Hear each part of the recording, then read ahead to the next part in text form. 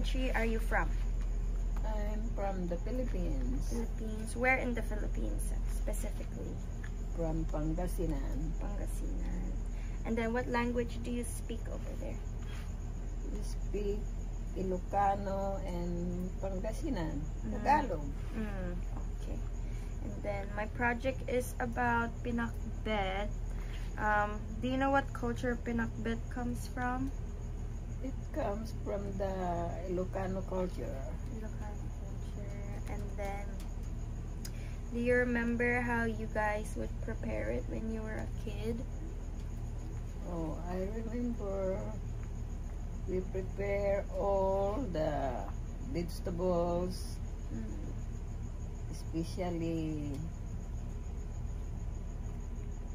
the eggplant, ampalaya, okra,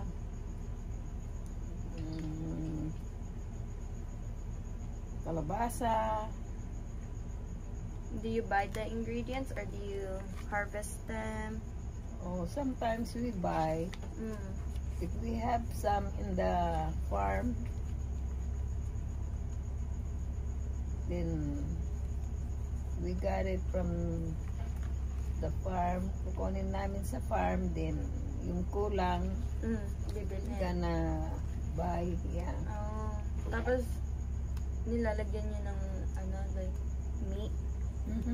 Anong klase ng meat yung nilalagyan niyo? We prepared the pork. Oh, okay. Is there a specific cut of the pork? We have to cut it on the strips? Yeah. Small strips. And then, is the original recipe like with fish sauce or shrimp paste? No. Fish sauce. Fish sauce. Bagoong. Yeah, bagoong. Can you make it with patis only? Or No. no, you need the bagoong. Yeah. Okay. The pinakbet is usually we use the bagoong. Bagoong. And then, how do you prepare this dish? You have yung unang pinakbet ng mga Ilocano talaga. They have to put it all together, the ingredients, the vegetables, the meat. Then after that, nantayin mo nang maluto. So ipapakulo lang lahat? Yeah. Sabay-sabay na lahat? Lahat ng mga ingredients niya.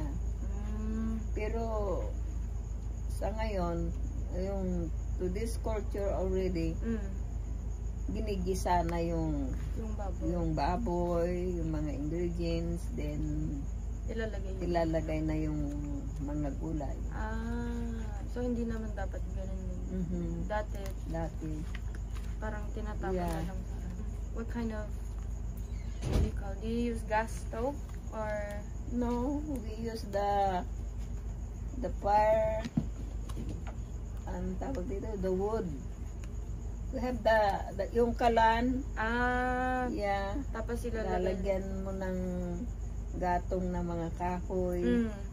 Then you have to put the pot. We have we call that kalan. Clay? Yeah, it's a clay pot.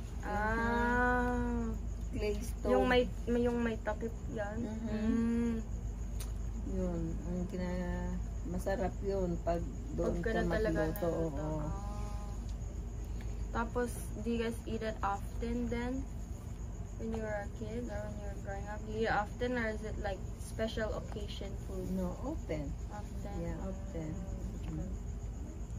Okay. Thank you, Lola. That's all. That's all the interview.